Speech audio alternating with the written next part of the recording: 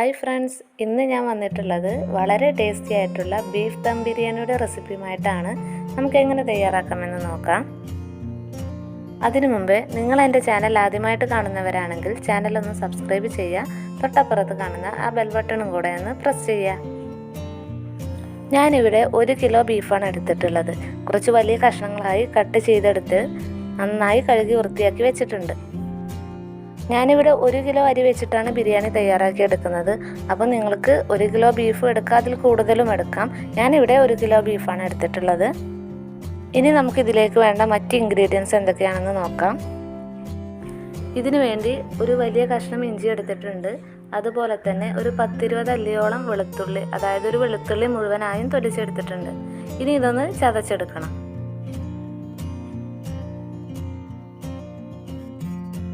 പിന്നെ ഇതിലേക്ക് വേണ്ടത് 3 പച്ചമുളക്, എരിവ് കുറവാണെങ്കിൽ 4 5 എടുക്കാം. അതുപോലെ കുറച്ച് മല്ലിയിലയും കുറച്ച് പുതിനയിലയും വേണം. പിന്നെ ഇതിലേക്കായിട്ടൊരു മീഡിയം സൈസിലുള്ള 6 സവാളയാണ് കട്ട് ചെയ്ത് വെച്ചിട്ടുള്ളത്. ഇത് മസാല തയ്യാറാക്കുന്നതിനും ഗാർണിഷ് ചെയ്യുന്നതിനും വേണ്ടിയിട്ടുള്ള സവാളയാണ്. ഇനി അതുപോലെ 4 മീഡിയം സൈസിലുള്ള തക്കാളിയും കട്ട് ചെയ്ത് വെച്ചിട്ടുണ്ട്. ഇനി നമുക്ക് ബീഫ് ഒന്ന് വേവിച്ചെടുക്കണം. അതിനുവേണ്ടി കുക്കറിലേക്കൊന്ന് ചേർത്ത് കൊടുക്കാം. ഇതിലേക്ക് 1/2 ടീസ്പൂൺ മഞ്ഞൾപ്പൊടി ചേർത്ത് കൊടുക്കാം. അതുപോലെ 1/2 ടീസ്പൂണോളം മുളക് പൊടിയും ചേർത്ത് കൊടുക്കാം. 1/2 ടീസ്പൂൺ കുരുമുളക് പൊടി ചേർത്ത് കൊടുക്കാം. ഇനി ഇതിലേക്ക് 1 ടീസ്പൂൺ നമ്മൾ ചതച്ച് വെച്ചിട്ടുള്ള ഇഞ്ചി വെളുത്തുള്ളി പേസ്റ്റ് ചേർത്ത് കൊടുക്കാം. ഇനി ഇതിലേക്ക് ആവശ്യത്തിന് ഉപ്പ് ചേർത്ത് കൊടുക്കാം. അതുപോലെ തന്നെ ഒരു തണ്ട് കറിവേപ്പിലയും ചേർത്ത് കൊടുക്കാം. ഇനി ഇതിലേക്ക് 1/2 ഗ്ലാസ് വെള്ളം ചേർത്തിട്ട് നന്നായിട്ട് മിക്സ് ചെയ്ത് കൊടുക്കാം. എന്നിട്ടൊന്ന് വേവിച്ചെടുക്കാം. ബീഫ് നമുക്ക് നല്ലതുപോലെ തന്നെ വേവിച്ചെടുക്കാം. എനിക്കൊരു 4-5 വിസിലടിച്ചപ്പോഴേക്കും വെന്ത് കിട്ടിയിട്ടുണ്ടായിരുന്നു. അധികം വേവില്ലാത്ത ബീഫായിരുന്നു. ബീഫിൻ്റെ വേവിനനുസരിച്ച് വിസിലിൻ്റെ എണ്ണത്തിൽ മാറ്റം വരാം. കൂടുതൽ സമയം വേവിക്കേണ്ടി വരും. അപ്പോൾ നമുക്ക് ഇനി ഇതിലേക്ക് വേണ്ടത് ഒരു ക്യാരറ്റാണ്. അത് ചെറുതായി കട്ട് ചെയ്ത് വെച്ചിട്ടുണ്ട്. അപ്പോൾ നമുക്ക് ഗാർണിഷ് ചെയ്യുന്നതിനാവശ്യമായ സവാള റെഡിയാക്കി എടുക്കാം. ആദ്യം അതിനുവേണ്ടി ഒരു പാൻ വെച്ച് ചൂടാക്കി എടുത്തിട്ടുണ്ട്. അതിലേക്കൊരു 2-3 ടീസ്പൂണോളം നെയ്യ് ചേർത്ത് കൊടുക്കുന്നുണ്ട്. ഡാൽഡയാണ് ഞാനിവിടെ ചേർത്ത് കൊടുക്കുന്നത്.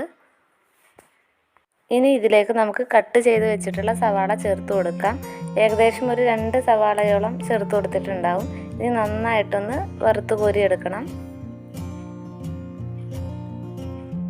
സവാള ഏകദേശം ഒരു ബ്രൗൺ നിറമായി തുടങ്ങുമ്പോൾ നമുക്കിതിലേക്ക് കാഷ്യൂ നട്ട് ചേർത്ത് കൊടുക്കാം.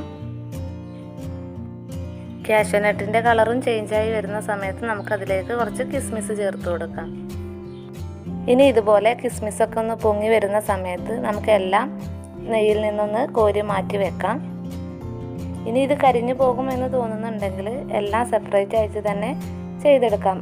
ആദ്യം സവാള വഴറ്റിയെടുക്കാം, പിന്നീട് കാഷ്യൂ നട്ട്, കിസ്മിസ്, അങ്ങനെ നമുക്ക് സെപ്പറേറ്റ് ആയിട്ടും ചെയ്തെടുക്കാം.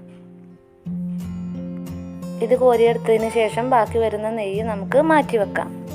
ഇനി നമുക്ക് മസാല തയ്യാറാക്കാം. ഞാനിത് വിറകടുപ്പിലാണ് ദം ചെയ്തെടുക്കുന്നത്. അതുകൊണ്ട് തന്നെ വിറകടുപ്പിൽ തന്നെയാണ് മസാലയും തയ്യാറാക്കുന്നത്. അപ്പോൾ അതിനു വേണ്ടി ഇതുപോലെ ഒരു ചെമ്പ് വെച്ച് കൊടുത്തിട്ടുണ്ട്. ഇനി ഇതിലേക്ക് നമുക്ക് നെയ്യ് ചേർത്ത് കൊടുക്കാം. ഞാൻ 50 ഗ്രാം ഡാൽഡ നെയ്യാണ് ചേർത്ത് കൊടുക്കുന്നത്. അതുപോലെ തന്നെ ഒരു 50 ml സൺഫ്ലവർ ഓയിലും ചേർത്ത് കൊടുക്കുന്നുണ്ട്. ഇപ്പോൾ നമ്മുടെ ഓയിലൊക്കെ നന്നായിട്ട് ചൂടായിട്ടുണ്ട്. നെയ്യൊക്കെ മെൽറ്റായി തുടങ്ങിയിട്ടുണ്ട്. അപ്പോൾ നമുക്കിതിലേക്ക് 3 പച്ചമുളക് ചേർത്ത് കൊടുക്കാം. അത് മുഴുവനായിട്ട് തന്നെയാണ് ചേർത്ത് കൊടുക്കേണ്ടത്. ഒന്ന് ജസ്റ്റ് ഒന്ന് ഇളക്കി കൊടുക്കാം. ഇനി ഇതിലേക്ക് ബാക്കിയുള്ള സവാള കൂടെ നമുക്ക് ചേർത്ത് കൊടുക്കാം. സവാള നമുക്ക് നന്നായിട്ട് തന്നെ വഴറ്റിയെടുക്കണം. അതുപോലെ തന്നെ സവാളയുടെ കൂടെ ഇതിലേക്കൊരു 2-3 തണ്ട് കറിവേപ്പിലയും ചേർത്ത് കൊടുക്കാം. എന്നിട്ട് ഇനി നമുക്കിതൊന്ന് നല്ലപോലെ വഴറ്റിയെടുക്കണം. ഇതിനോടൊപ്പം തന്നെ അരി വേവിച്ചെടുക്കാൻ ആവശ്യമായിട്ടുള്ള വെള്ളം ഞാൻ ചൂടാക്കി എടുക്കുന്നുണ്ട്. ഇപ്പോൾ സവാളയൊക്കെ ഏകദേശം നന്നായി വഴന്നു വന്നിട്ടുണ്ട്. ഇനി ഇതിലേക്ക് നമുക്ക് നേരത്തെ തയ്യാറാക്കി വെച്ചിട്ടുള്ള ഇഞ്ചി വെളുത്തുള്ളി പേസ്റ്റ് ചേർത്ത് കൊടുക്കാം. അതിൻ്റെ റോസ് സ്മെല്ലൊക്കെ മാറുന്നത് വരെ നല്ല പോലെ തന്നെ വഴറ്റിയെടുക്കാം. ഇതിൻ്റെ റോസ് സ്മെല്ലൊക്കെ ഒന്ന് മാറി വന്നിട്ടുണ്ട്. ഇനി ഇതിലേക്ക് നമുക്ക് 1/2 ടീസ്പൂൺ മഞ്ഞൾപ്പൊടിയും 1/2 ടീസ്പൂണോളം കുരുമുളക് പൊടിയുമാണ് ചേർത്ത് കൊടുക്കുന്നത്. എന്നിട്ട് നന്നായിട്ടൊന്ന് ഇളക്കി കൊടുക്കാം. പൊടികളൊക്കെ കരിഞ്ഞു പോവാതെ ശ്രദ്ധിക്കണം. ഇനി ഇതിലേക്ക് 1 ടേബിൾ സ്പൂൺ മല്ലിപ്പൊടിയാണ് ചേർത്ത് കൊടുക്കുന്നത്, അതായത് 3 ടീസ്പൂൺ മല്ലിപ്പൊടി.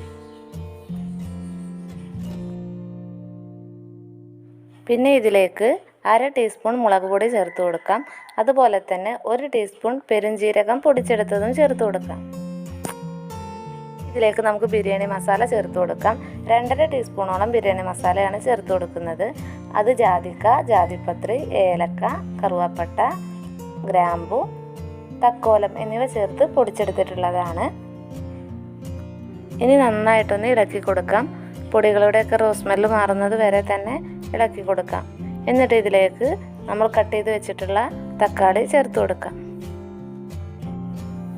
തക്കാളി നന്നായിട്ട് തന്നെ വഴറ്റിയെടുക്കണം. അതിനോടൊപ്പം ഇതിലേക്ക് 1 പിടി മല്ലിയിലയും 1 പിടി പുതിനയിലയും ചേർത്ത് കൊടുക്കാം. എന്നിട്ട് നല്ലപോലെ വഴറ്റിയെടുക്കാം. ഇനി ഇതിലേക്ക് ആവശ്യമായിട്ടുള്ള ഉപ്പ് ചേർത്ത് കൊടുക്കാം. ബീഫ് നമ്മൾ ഉപ്പ് ചേർത്തിട്ടാണ് ആദ്യം വേവിച്ചെടുത്തിട്ടുള്ളത്. അതുകൊണ്ട് മസാലയിലേക്ക് ആവശ്യമായിട്ടുള്ള ഉപ്പ് മാത്രം ചേർത്താൽ മതിയാകും. ഇനി ഇതിലേക്ക് തൈരാണ് ചേർത്ത് കൊടുക്കുന്നത്. ഞാനിവിടെ 1/2 കപ്പോളം തൈര് ചേർത്ത് കൊടുക്കുന്നുണ്ട്. ഒരുപാട് പുളിയുള്ള തൈരാണെങ്കിൽ ഇത്ര തന്നെ ചേർത്ത് കൊടുക്കേണ്ട ആവശ്യമില്ല. ഇനി എല്ലാം കൂടെ നമുക്ക് നന്നായിട്ടൊന്ന് മിക്സ് ചെയ്തെടുക്കാം. ഇനി ഇതിലേക്ക് നമുക്ക് വേവിച്ച് വെച്ചിട്ടുള്ള ബീഫ് ചേർത്ത് കൊടുക്കാം. ബീഫിൽ അല്പം വെള്ളമുണ്ട്. ആ വെള്ളത്തോടു കൂടി തന്നെയാണ് നമുക്ക് ഇതിലേക്ക് ചേർത്ത് കൊടുക്കേണ്ടത്.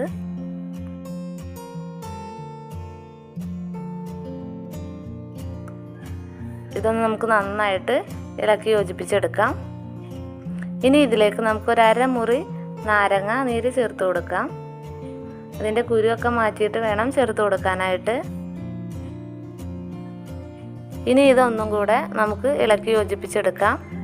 എന്നിട്ട് അടച്ചു വെച്ച് നമുക്കൊരു 10 മിനിറ്റോളം വേവിച്ചെടുക്കാം. ഇതിലെ വെള്ളമൊക്കെ വറ്റി ഒരു ഗ്രേവി രൂപത്തിലാവുന്നത് വരെ തിളപ്പിച്ചെടുക്കാം. ഒരു 10 മിനിറ്റിന് ശേഷം നമുക്കിതൊന്ന് തുറന്ന് നോക്കാം. അപ്പോൾ നമ്മുടെ മസാലയിലെ വെള്ളമൊക്കെ വറ്റി നല്ല ഗ്രേവി രൂപത്തിലായിട്ടുണ്ട്. ഇനി നമുക്കിതൊന്ന് അടുപ്പിൽ നിന്ന് മാറ്റി വെക്കാം. ഈ സമയത്ത് നമുക്ക് റൈസ് ഒന്ന് വേവിച്ചെടുക്കാം. ഇതിനു വേണ്ടി ഞാനിവിടെ 1 കിലോ അരിയാണ് എടുത്തിട്ടുള്ളത്. ജീരകശാല റൈസാണ് എടുത്തിട്ടുള്ളത്. നിങ്ങൾക്ക് ഏത് ബിരിയാണി അരിയും ഉപയോഗിക്കാം. അരി നന്നായിട്ട് കഴുകിയെടുക്കണം. എന്നിട്ടൊരു 10 മിനിറ്റ് വെള്ളത്തിൽ കുതിരാനായിട്ട് മാറ്റി വെക്കാം. അപ്പോൾ നമ്മുടെ വെള്ളമൊക്കെ തിളച്ച് വന്നിട്ടുണ്ട്. ഇനി ഇതിലേക്ക് നമ്മൾ നേരത്തെ കട്ട് ചെയ്ത് വെച്ചിട്ടുള്ള ക്യാരറ്റ് ചേർത്ത് കൊടുക്കാം. ഇനി ഇതിലേക്ക് നമുക്കൊരു 2-3 കഷ്ണം പട്ടയുടെ പീസ് ചേർത്ത് കൊടുക്കാം. അതുപോലെ തന്നെ ഒരു 4-5 ഏലക്ക ചേർത്ത് കൊടുക്കാം. അതുപോലെ തന്നെ ഒരു 5-6 ഗ്രാമ്പു ചേർത്ത് കൊടുക്കാം. ഇനി ഇതിലേക്ക് ആവശ്യമായിട്ടുള്ള ഉപ്പാണ് ചേർത്ത് കൊടുക്കേണ്ടത്. ഉപ്പിൻ്റെ രുചി ഒരല്പം മുന്നിട്ട് നിൽക്കണം, എങ്കിലേ നമുക്ക് റൈസിലേക്ക് ഉപ്പിൻ്റെ രുചി കിട്ടുകയുള്ളൂ. ഇനി നമുക്ക് കഴുകി മാറ്റി വെച്ചിട്ടുള്ള റൈസ് ചേർത്ത് കൊടുക്കാം. റൈസ് ചേർത്ത് കൊടുത്തതിന് ശേഷം നന്നായിട്ട് ഇളക്കി കൊടുക്കാം. എന്നിട്ട് അടച്ചു വെച്ചിട്ട് വേവിച്ചെടുക്കാം. നമുക്ക് റൈസ് മുഴുവനായും വേവിച്ചെടുക്കേണ്ട ആവശ്യമില്ല. ഒരു 85-90% വെന്ത് കിട്ടണം. അപ്പോൾ നമ്മുടെ റൈസൊക്കെ ഇവിടെ നന്നായിട്ട് തന്നെ വെന്ത് വന്നിട്ടുണ്ട്. ഇനി നമുക്കതൊരു പാത്രത്തിലേക്ക് ഊറ്റിയെടുക്കാം. അപ്പോൾ നമ്മുടെ റൈസും ഇവിടെ റെഡിയായി വന്നിട്ടുണ്ട്. ഇനി നമുക്കിതൊന്ന് ദം ചെയ്തെടുക്കാം. അതിന് വേണ്ടിയിട്ട് ആദ്യം മസാല വീണ്ടും നമുക്ക് അടുപ്പിലോട്ട് തന്നെ വെക്കാം. ഇനി നമുക്ക് മസാലയുടെ മുകളിലായിട്ട് റൈസ് ചേർത്ത് കൊടുക്കാം. ഞാനിവിടെ 2 ലെയറായിട്ടാണ് സെറ്റ് ചെയ്യുന്നത്. അപ്പോൾ പകുതി റൈസ് ആദ്യം ചേർത്ത് കൊടുക്കാം. ഇപ്പോൾ പകുതിയോളം റൈസ് ചേർത്ത് കൊടുത്തിട്ടുണ്ട്. ഇനി ഇതിന് മുകളിലേക്ക് നേരത്തെ വറുത്ത് കോരി മാറ്റി വെച്ചിട്ടുള്ള കാഷ്യൂനട്ട്, കിസ്മിസ്, സവാള ഇതിൻ്റെ പകുതിയോളം ചേർത്ത് കൊടുക്കാം. ഒരു 1/4 ടീസ്പൂണോളം ബിരിയാണി മസാലയും ചേർത്ത് കൊടുക്കാം. ഇനി ഇതിന് മുകളിലേക്ക് ഒരു പിടിയോളം മല്ലിയില ചേർത്ത് കൊടുക്കാം. ഇനി ഇതിന് മുകളിലേക്ക് നെയ്യ് ചേർത്ത് കൊടുക്കുന്നുണ്ട്. ഇത് കാഷ്യൂനട്ടും കിസ്മിസും ഒക്കെ വറുത്ത് കോരിയ സമയത്ത് മാറ്റി വെച്ചിട്ടുള്ള നെയ്യായിരുന്നു. അത് ചേർത്ത് കൊടുക്കാം. ഇനി ഇതിലേക്ക് ബാക്കിയുള്ള റൈസും കൂടെ ചേർത്ത് കൊടുത്തിട്ട് ഇതുപോലെ തന്നെ വീണ്ടും ചെയ്തെടുക്കാം.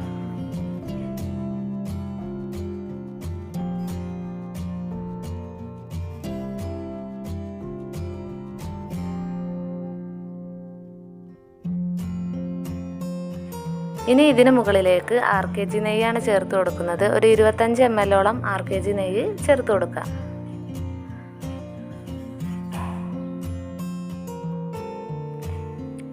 ഇനി ഇതൊന്ന് ദം ചെയ്തെടുക്കണം. അതിന് വേണ്ടിയിട്ട് നമുക്കതൊന്ന് അടച്ചു വെക്കാം.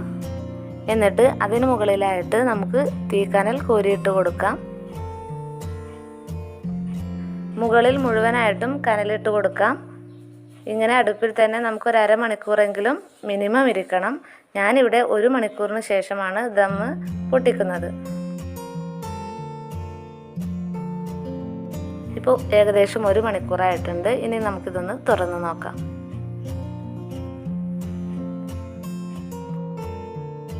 ഇനി നമുക്ക് റൈസും മസാലയും കൂടെ നന്നായിട്ട് തന്നെ മിക്സ് ചെയ്തെടുക്കണം. എങ്കിലേ നമുക്ക് ബിരിയാണിയുടെ ഒരു കറക്റ്റ് ടേസ്റ്റ് കിട്ടുള്ളൂ. അപ്പോൾ നമുക്ക് നന്നായിട്ടൊന്ന് മിക്സ് ചെയ്തെടുക്കാം.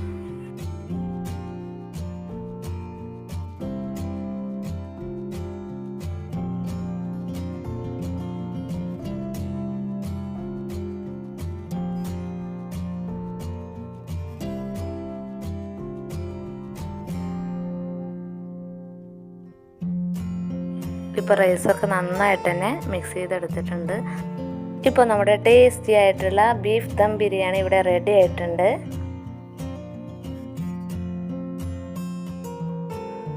ഇനി ഇത് നമുക്കൊരു പാത്രത്തിലോട്ട് സെർവ് ചെയ്യാം.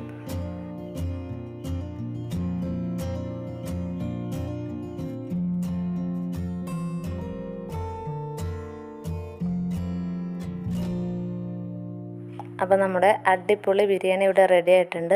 നിങ്ങൾ ഇതുപോലെ ഒന്ന് തയ്യാറാക്കി നോക്കുക. തീർച്ചയായിട്ടും നിങ്ങൾക്ക് ഇഷ്ടപ്പെടും. നിങ്ങൾക്ക് ഈ വീഡിയോ ഇഷ്ടപ്പെട്ടിട്ടുണ്ടെങ്കിൽ തീർച്ചയായിട്ടും ലൈക്ക് ചെയ്യുക, ഷെയർ ചെയ്യുക, സബ്സ്ക്രൈബ് ചെയ്യുക. സബ്സ്ക്രൈബ് ബട്ടൻ്റെ തൊട്ടപ്പുറത്ത് കാണുന്ന ബെല്ലൈക്കണും കൂടെ ഒന്ന് പ്രസ് ചെയ്യുക. അപ്പോൾ ഇൻഷാ അല്ലാഹ് മറ്റൊരു വീഡിയോയുമായി ഞാൻ വീണ്ടും വരും. Thank you.